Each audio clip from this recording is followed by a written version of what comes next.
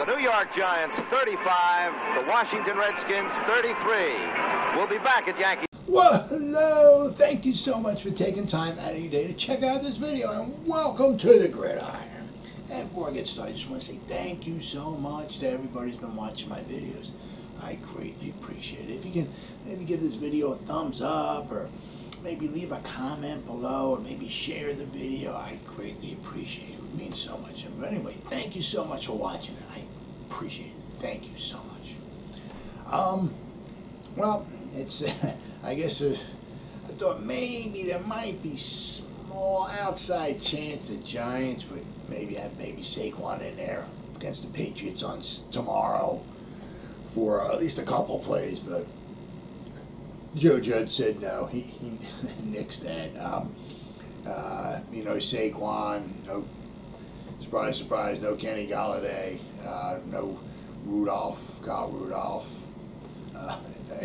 no John Ross, no Kadarius Toney. I mean, well, I guess we kind of knew that, but I mean, I thought maybe Saquon might, because even Judge was talking about, and Saquon agreed too. It'd be nice to get a few hits,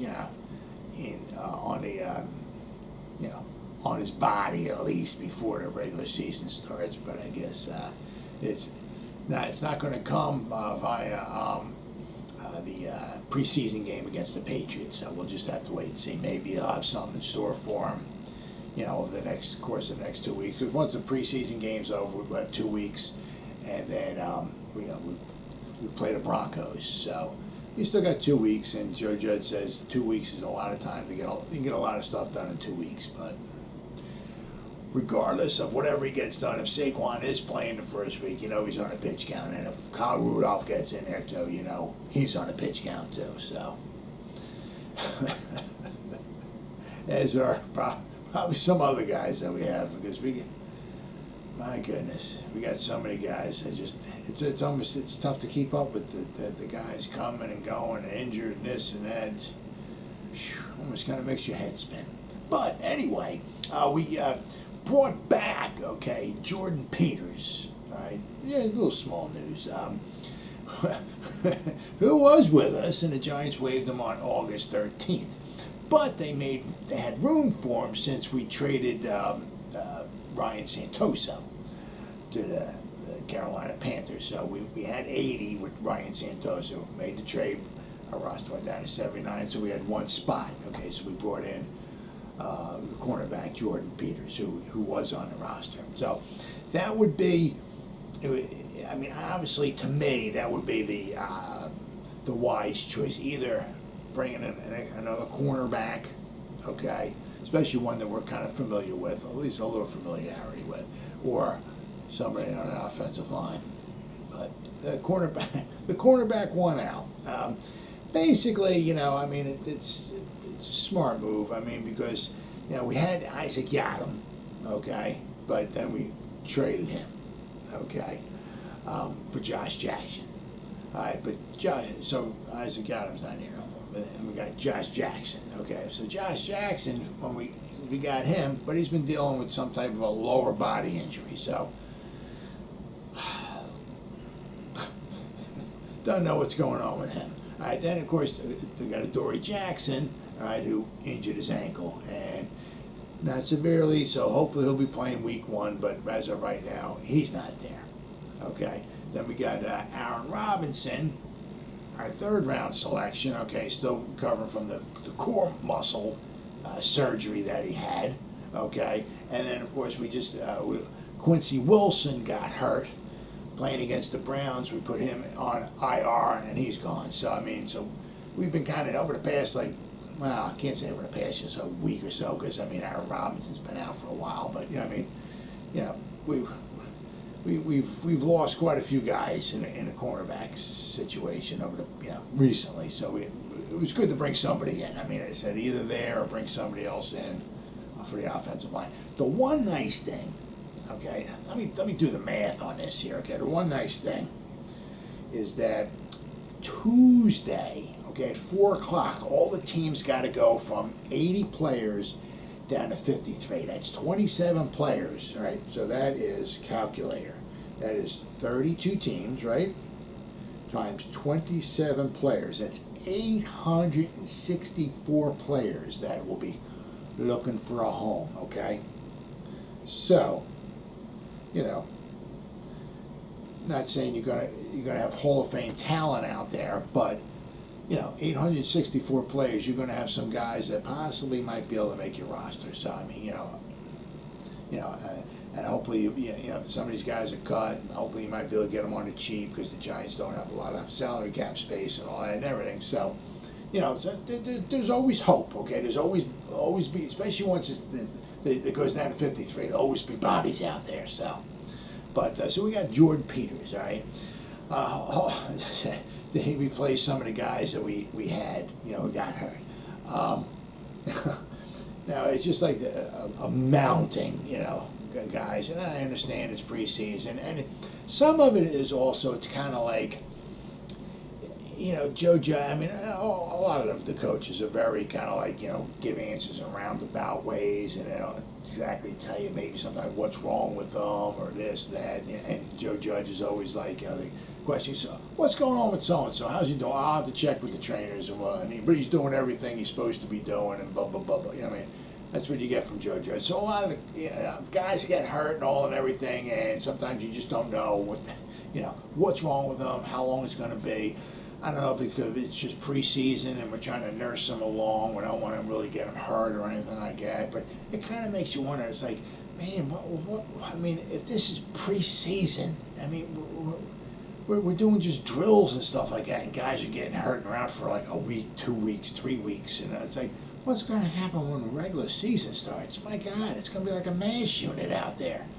I mean, just think of some of the guys. I mean, the guys that we signed, and brought in. I mean, John Ross. I mean, hamstring. Okay. I mean, Kenny Golladay, hamstring. All right, then we got Adoree Jackson. I mean, guy's been out there busting his butt, doing his best. I get all of that stuff and everything, but he came down, got an ankle, so he won't be practicing probably for at least, maybe before, a little bit before maybe the season starts, he'll be in there. But we signed him 3 years, $39 million, and he's not practicing that with an ankle. Kyle Rudolph, 2 years, $12 million. We signed him. Right after we signed them, everything got signed, everything was fine and all and everything. We noticed that there was something wrong with his foot, and he had to get that operated on. So he's been on the PUP list for a while. Finally, he's off of that. So now he's gradually bringing his way back in, but he's still not on the field going to be playing for us. Then Nate Solder decided to come back, and we negotiated his contract and all that. But I mean, he was playing for a little bit, and then boom, something happened with. I mean, it wasn't like a full-on contact. Something happened with his shoulder, and he was out for a little while. He did participate in some of the the scrimmage with the Patriots, so that's good to see. Thank you. But I mean, he was injured. All right. Then we got Zach Fulton. We brought him in, signed him. He retired. All right. Then we brought in Joe Looney, signed him, brought him in. He retired. Then we signed Todd Davis. We brought him in. Then he retired. And then we got Danny Shelton. We brought him in. He's played a decent amount, but I mean, he didn't go against the practices with the Patriots. He was back in New Jersey getting treatment and all and everything. I mean, it's like, God, it's like everybody's like, we signed him, and there's like something wrong with all of them. And then you go to our draft class, right? Well, we had 6, but I'm going to go over 7 guys, okay?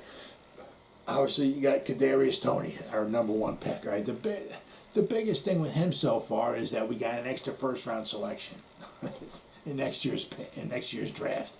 I mean, obviously, you hope everything works out for all of these guys, but I mean, just so far, it's like unbelievable. I mean, we've had 2 scrimmage games, and it's like it seems like almost half our team is injured. Kadarius Toney, okay, he came in, he had the cleat issue. I I've never heard. I don't think I've ever heard that before. Okay, and then he's running out there practicing with no shoes on. All right, then he skipped the voluntary OTAs because I think it was like a contract dispute he was kind of having. So, but he skipped that, all right? Then he came back and he tested positive for COVID, all right? Now, I don't know, he's not practicing and participating because some type of like undisclosed injury or whatever, but I don't know if it has anything to do with COVID or is there something that he tweaked or something by practicing, but I mean, then we traded up to get Aaron Robinson. Of course, now unfortunately for him, he had the core muscle injury and he's on the PUP list. All right, so unfortunately he's probably going to miss at least the first 6 games. All right, but we traded up for him, and he hasn't been in the preseason at all. Period. All right, then we had Ellerson Smith. I mean, he was in there a little bit. Then he's been out the whole time with his hamstring injury, a 4th round selection. All right. Then we had Gary Brightwell. All right, he's just missed. He's been in there most of the time, but he has missed some time as well too. Okay. And then we got Azeez Ojulari. All right. Now he had against the Jets. He had a nice play or two in there. He's shown some flashes in there and everything, but he's been sidelined a bit lately, all right? And through camp, he's been kind of like in and out. Now, I'm not exactly sure if we put like a pitch count, okay, on his knee, because that was a big, huge issue with some people in the draft, and that's kind of why he had a 1st round grade, but he went to the 2nd round. I don't know, because he tore his ACL in his knee in senior year of high school, all right? And apparently, I mean, Azeez and his doctors thought like everything was fine. I think he had a doctor or something like write a letter and send it to all 32 teams and all, saying that everything was just fine with his knee and everything. But during the combine, they would do like some medicals and stuff and all and everything. And during the combine, apparently there was some issues that came up with that knee and possibly even maybe an ankle issue too. So I don't know if it's like some type of maybe arthritis is in the knee, or there might be some type of prolonged injury going to happen with the knee. So I don't know if this has anything to do with like any type of a pitch count. Let's not put too much on the guy, especially he's only like 20 years old, So I mean, for our 2nd round pick, I mean, he's certainly going to help the team when he's on the field. But I mean, my God, I mean, it's like, jeez, can we catch a break? I mean, at least we signed Leo to the line, and knock on wood, that guy's been healthy, all right? But I mean, it seems like almost our draft class, all the guys we signed and the free agents we signed and brought in, it's like, man, I'll tell you what, at least Rodarius Williams, okay, and the undrafted free agent, okay, this is our draft class person number 7 I'm going to talk about is Raymond Johnson III, right? He's been doing pretty good. And if he makes the team, I'll be very, very happy for him. But I mean, at least he's been healthy. I mean, Rodarius, I mean, he leads the team after the first 2 games with 15 combined tackles. Right now, as I said, part of the reason he got the 15 combined tackles is because they're throwing the ball his way. They're catching the ball. He's making the tackles, but I think he gave up 7 completions out of 10 attempts, or 8 out of 10 against the Jets, which is not very good, especially if we're talking the Jets, though. So, but I think he was like 10 out of 13. They threw the ball 13 times his way, and he gave up 10 completions in the first 2 games. But that's one of the reasons why he has so many tackles, because he's given up so many completions. But he does have a fumble recovery as well, too, right? So the guy's got a good attitude, okay? He's been trying his ass off, and I'll tell you what, if he makes the team, I'll be very, very happy for him. Now, I just got to show you, I mean, like on Sunday, it's just weird, because, I mean, it just has a kind of weird kind of feeling to it. The Giants are treating this as like the 4th preseason game, like from the years past, like a dress rehearsal, all right? But that's not the way it is with all the other teams. Like last night I was watching, because I live by Philadelphia, so unfortunately I'm stuck watching the Philadelphia Eagles play football, and they played the Jets last night. Wound up being a good game. Wound up actually being tied 31-31. The Jets completed a Hail Mary pass as time ran out to make the score 31-29. Then they handed the ball off, and the guy ran it in from 2 yards out to tie the game at 31-31. So it wound up being a pretty interesting game. Very exciting. But my point is that the Giants are putting their starters in for the first half. Well, last night when I was watching the Jets and the Eagles play, neither one had their starters in there. Joe Flacco played instead of Jalen Hurts. Josh Johnson was in there instead of Zach Wilson. So I mean, they used the game as like kind of like a not a tune-up for the regular season. They put their second and third stringers in there, I guess, to get a better look at them and all. But the Giants are treating it just like like the games from the past, the fourth preseason games from the past. But also it's kind of like weird because in the past, the fourth preseason game, usually it was like all games would end like on a Thursday. Then they'd have the whole weekend, and then they'd have the cut downs on Monday or Tuesday, and then football would start the following weekend. Well, that's not the way it is. It's right now the games are ending like on Friday, Saturday, and Sunday. Then they'll have the cut down. Then you have like 2 weeks off until the regular season. And then now when the regular season starts, it's not 16 games anymore. It's 17 games. So, boy, it's certainly got a weird feeling to it. But I'll tell you, man, it should be such a shame if this season just goes down the dumper. I mean, it is what it is, and it happens all the time to various teams throughout the league every year. Teams just wind up getting crippled by injuries, and they can't crawl themselves out of the hole that they're in. I just hope that doesn't happen to the Giants. I mean, I can either see, unfortunately, one or two things just killing this season. One is the injuries, okay, and two is the offensive line. Now,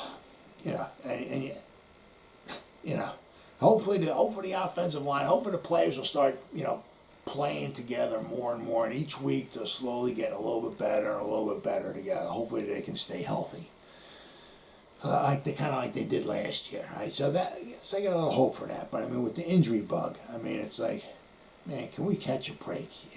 It'd be so nice if we could just like one game. Get Kenny Golladay out there. Get Sterling Shepard out there. Get Evan Ingram out there. Get Saquon Barkley out there.